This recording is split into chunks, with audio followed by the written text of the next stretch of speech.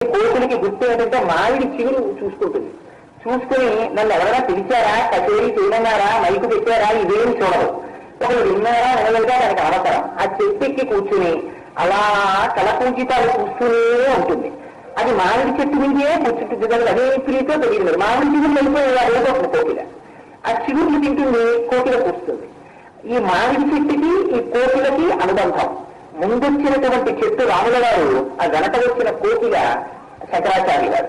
ఎందుచేత రసోవై సహా చెట్టు అంటే రామాయణంలో చెప్తారు, కిష్కింధకాండలో చెట్టు అంటే ఎవరో వివాహవృక్షాధూనాం ఆపన్నానాం పరాగతి ఆప్తానాం సంతర్యస్తి విశిష్టి తపాజనం అంటాడు.